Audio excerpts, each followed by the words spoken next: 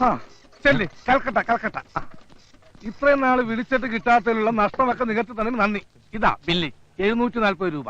ഇന്നാ 800 രൂപയുണ്ട്, ബാക്കി താമസം. എന്തൊരു തങ്കപ്പെട്ട മനുഷ്യൻ. ഞാൻ തെറ്റിദ്ധരിച്ച് ഇടക്കിടക്ക് വരണേ. എന്നാ ഞാൻ പോട്ടെ, വേഗം കൊടുക്ക്. അതെ, നമുക്ക് ഈ ബസ് വേണ്ട. അതിന് പകരം 10 അംബാസഡർ കാർ ആയിക്കോട്ടെ. പിന്നെ ചെക്കനെ പെണ്ണിനെ ഇരിക്കാൻ ഒരു CN. ഈ കാറുകൾ ഇങ്ങനെ നിരനിരയായി നമ്മുടെ പച്ചപ്പട്ട് വിരിച്ച ഗ്രാമത്തിലൂടെ പോകുന്നത് ഒന്ന് സങ്കല്പിച്ചു നോക്കിയേ. സങ്കല്പിച്ചു. സംഗതി നല്ല സുഖമുണ്ട്. എടാ ചെറുക്ക, നീ എന്നെ കുളിപ്പിച്ച് കിടത്തുന്ന ലക്ഷണമാണല്ലോ. അച്ഛാ, ഈ കല്യാണം ജീവിതത്തിൽ ഒരിക്കലേ ഉള്ളൂ. അവിടെ പണം ഒരു പ്രശ്നമാക്കരുത്. മൊത്തം ബില്ലിംഗ് തന്നെ I will pay. എനിക്ക് ഒറ്റ ദുഃഖേ ഉള്ളൂ, ഈ കല്യാണം കാണാൻ എന്റെ ഡാഡി മമ്മി ഇവിടെ ഇല്ലല്ലോ. പാവങ്ങൾ. ഉടനെ ഒരു കമ്പി അടിച്ചാ വരുമോ? ബുദ്ധിമുട്ടാ. കുഴപ്പമില്ല, അവരെ നമുക്ക് വീഡിയോ കാണിക്കാം. പിന്നെ സദ്യക്ക് ബോളി ഉണ്ട്.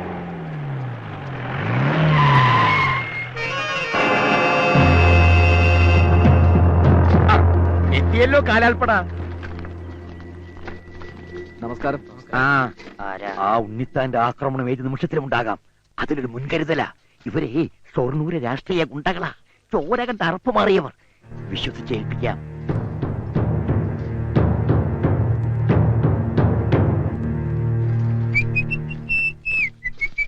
നീ ഇതെവിടെയായിരുന്നു? ഇതൊരു കല്യാണ വീടാ. മണവാളിനെ പലരും തിരക്കും. എനിക്ക് പകരല്ല ചെവിന് ഇവിടെ നിർത്തിയത്. എന്നാ ഒരു കാര്യം ചെയ്യാം, നാളെ നിനക്ക് പകരം ഇവനെ കൊണ്ട് കെട്ടിച്ചേക്കാം. അല്ല, നീ സത്യം പറഞ്ഞോടാ. ഇങ്ങൊന്നേ. എന്താണ്? ഒന്നും അറിഞ്ഞിട്ടില്ല. നീ ആയിട്ട് അറിയിക്കാതിരുന്നാ മതി. പിന്നെ എന്തിനാ എപ്പോഴെപ്പോഴും കൊള്ളിച്ച് പറയുന്നത്?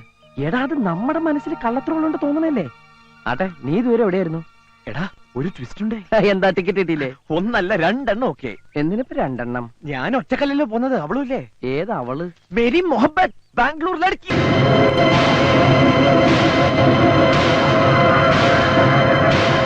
അതേടാ, എനിക്ക് അവളെ ഫോണിൽ കിട്ടി.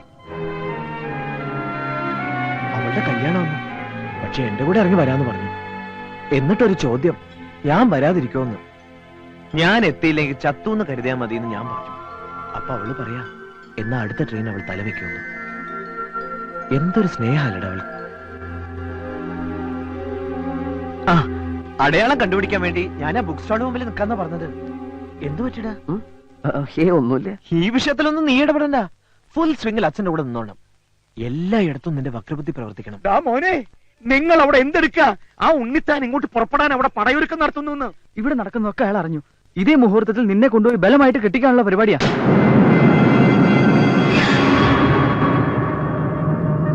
എങ്ങനെയെങ്കിലും അത് തടയണം. എന്തായാലും ഈ മുറ്റത്തൊരു ചോരപ്പുഴ ഒഴുക്കണ്ട. അതിനു മുമ്പ് ശത്രുപാളയത്തിൽ നമ്മുടെ രാഷ്ട്രീയ പടയെത്തട്ടെ. എടോ, ആ ഉണ്ണിത്താനടക്കം എല്ലാവരും ഇന്ന് തന്നെ ആസ്പത്രിയിൽ എത്തിയിരിക്കണം. ചുരുങ്ങി ഇത് 1 മാസം കഴിഞ്ഞിട്ട് അവർ ഇറങ്ങാവൂ. നിക്ക, വെട്ടും കൊലയും ബുദ്ധിയല്ല. ഈ കാരണം കൊണ്ട് നാളെ നിങ്ങൾ എല്ലാവരും ജയിലിൽ കിടന്ന് അഴിയണേണ്ടി വരും. ഇത് എനിക്ക് വിട്ടാ, ഞാൻ സോൾവ് ചെയ്തോളാം. ഒറ്റയ്ക്ക് എന്നും ഞാൻ ഒറ്റയ്ക്കല്ലുള്ളൂ, അത് മതി. മോനെ, നല്ല സൈസൊത്ത 10-20 അവിടെ കാണും. അവര് നിന്നെ നിരത്തും. കപ്പല് മറിക്കാൻ കൊഞ്ചുപൊടി മതിയെന്നല്ലേ കണക്ക്. അവരെ നേരിടാൻ എനിക്ക് ബുദ്ധി മതി, ശക്തി വേണ്ട. ബുദ്ധി നിങ്ങൾക്ക് കുറവാണെന്നറിയാം. എന്നാര് പറഞ്ഞു? അതുകൊണ്ടാണല്ലോ ഈ പണിക്ക് വന്നത്. എല്ലാം വിശദമായിട്ട് പറഞ്ഞു മനസ്സിലാക്കടാ. നമ്മളിപ്പോ പോണത് കുറുപ്പിന്റെ വീട്ടിലേക്കാണ്. അവിടെ ചെന്ന് നമ്മൾ അടി തുടങ്ങുമ്പം എതിർ ടീമിലെ 3-4 എണ്ണം വെറുതെ വായും പൊളിച്ചു നിൽക്കണം. നമ്മളെ മുതലാളിയുടെ മേക്കിട്ട് കയറാൻ ചെല്ലും. മുതലാളിയുടെ എല്ല് പറപതാന്ന് ഓടിയനെ കാണാൻ എനിക്ക് വയ്യ. അതുകൊണ്ട് മുതലാളിയുടെ സംരക്ഷണ ചുമതല നിനക്കായിരിക്കും. എന്റെ ബോഡിയുടെ ചുമതല നിനക്ക്. ചെക്കനെ പൊക്കേണ്ട ചുമതല നിനക്ക്. എനിക്കാരാ ചെക്കൻ അറിയില്ല. കണ്ടാ കൊള്ളാൻ പിടിടാ. എനിക്ക് അവരെ തന്നെ വേണം. കൂട്ടത്തിൽ നല്ല പെങ്കൊച്ചുങ്ങളുണ്ടെങ്കിൽ വിടണ്ട. ഞാൻ കെട്ടിയിട്ടില്ല. നിന്നെ ഞാൻ കെട്ടിക്കടിക്കും. എന്നാ പുറപ്പെടാം.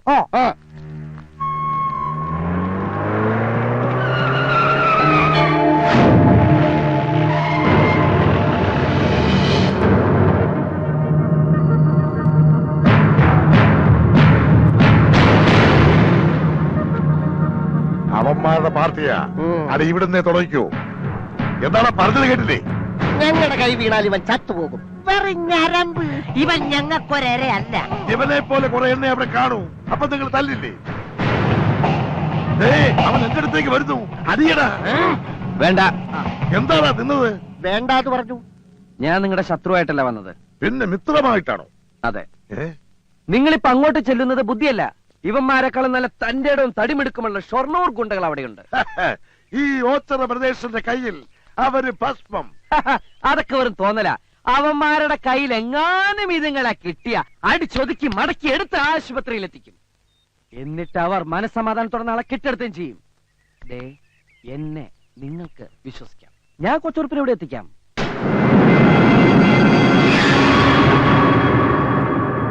സംശയിക്കണ്ട, എന്ന് മനീതിക്കെതിരെ ശബ്ദം ഉയർത്തുന്നവനാണ് ഞാൻ. സത്യമെല്ലാം അറിഞ്ഞത് ഇപ്പോഴാണ്. ഒരു പാവം പെൺകുട്ടിയെ വഞ്ചിച്ചിട്ട് മറ്റൊരു പെണ്ണിനെ താലി ചേർത്താൻ ഞാൻ സമ്മതിക്കില്ല. ഒരുക്കങ്ങൾ നടക്കട്ടെ. മുഹൂർത്തത്തിന് മുമ്പ് അവനെ ഞാൻ എവിടെ എത്തിക്കണമെന്ന് പറ. എത്തിക്കേണ്ടത് ഭഗവതി ക്ഷേത്രത്തിൽ. പക്ഷെ നിന്നെ വിശ്വസിക്കാവോ? വിശ്വസിക്കാം, ഉറപ്പ്. നീ ഇതുവരെ നിന്റെ ഉറ്റ സുഹൃത്തിനോട് കാണിച്ച അതേ സ്നേഹവും ആത്മാർത്ഥതയും നാളെ എന്നോടും കാണിക്കില്ല എന്നുണ്ടാ ഉറപ്പ്? മനസ്സിലായില്ല. നീ എന്നെ വലിപ്പിക്കില്ല എന്നുണ്ടാ ഉറപ്പ്? ഞാൻ വലിപ്പിക്കില്ല. അത് നിങ്ങൾക്ക് എങ്ങനെ അറിയാം? വലിപ്പീര് കേസുകളെ കണ്ടാൽ ഇവന്മാർക്കറിയാം. മണ്ഡപത്തിന്റെ പുറകെ വെള്ളം വിരിച്ചതാരാ? അത് അത്രയും ചുളുക്ക.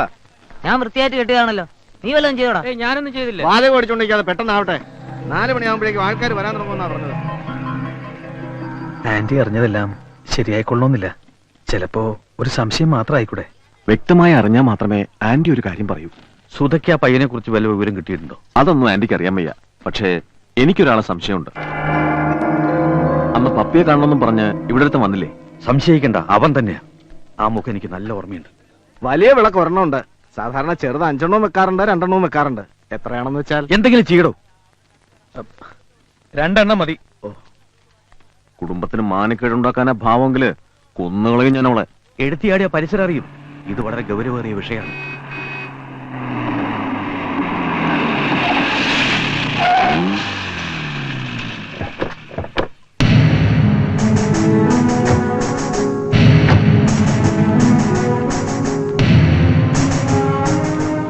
യാത്രയൊക്കെ സുഖമായിരുന്നു മോളെ? പരീക്ഷയൊക്കെ എങ്ങനെ ഇരുന്നു? നന്നായിരുന്നു. എന്നാ മോള് ചെല്ലേ. മോളുവാ. അവൾക്ക് നല്ല യാത്രാക്ഷീണം ഉണ്ടാവും. മോളെ, പന്തലിന്റെ പണിയൊക്കെ കണ്ടല്ലോ. നിനക്ക് എന്ത് അഭിപ്രായം ഉണ്ടെങ്കിലും തുറന്നു പറയാം, മടിക്കണ്ട. എല്ലാം മുത്തശ്ശന്റെ ഇഷ്ടം പോലെ ആയിക്കോട്ടെ. മതി മതി മതി.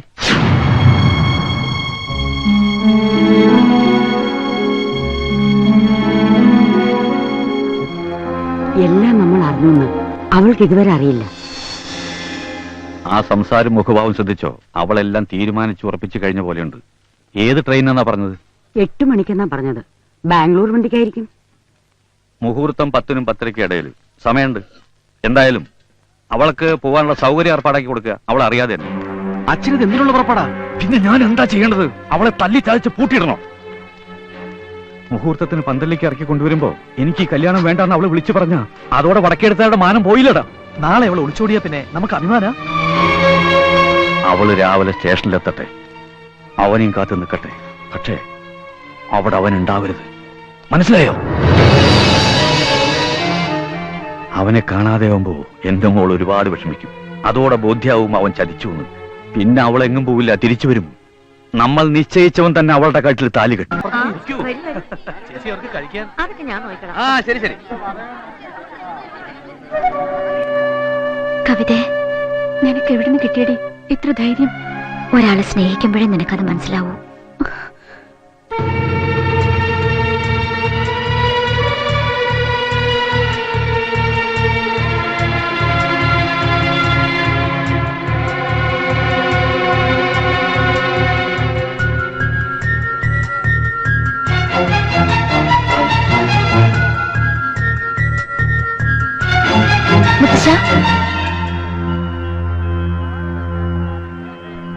എന്താ മോളെ? എനിക്ക് കുടുംബക്ഷേത്രത്തിലൊന്ന് പോണോന്നുണ്ട്. അതിനെന്താ, മോള് പൊക്കോളൂ. കൂട്ടിന് ആരെങ്കിലും വേണോ? ശാരദേ, അല്ലെങ്കിൽ വേണ്ട. ഒറ്റയ്ക്കാവുമ്പോ ഉള്ളു തുറന്ന് പ്രാർത്ഥിക്കാം, അനുഗ്രഹം മേടിക്കാം. മോള് ചെല്ല്. ഇതൊക്കെ മണ്ഡപത്തിലേക്ക് കേറുമ്പോ പോരെ. മോള് ചെല്ലൂ.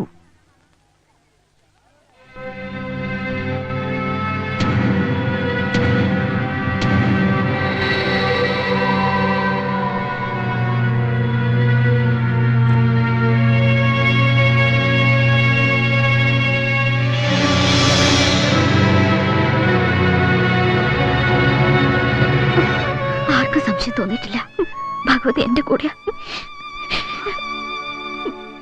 അമ്മേ, ദൂരെ നിന്ന് എന്റെ കുറച്ച് ഫ്രണ്ട്സ് വരുന്നുണ്ട്. അവരൊന്ന് പിക്ക് ചെയ്യാൻ ഞാൻ സ്റ്റേഷൻ വരെ പോയിട്ട് വരാം. നീ തന്നെ പോണമെന്നുണ്ടോ? അവര് വേറെ ആർക്കും അറിയില്ലമ്മേ. ഞാൻ വേഗം വരാം. എന്നാ പോയിട്ട് വാ. അമ്മേ, സ്റ്റേഷനിൽ പോകുന്നതിന് എന്തിനാണ് അനുഗ്രഹം?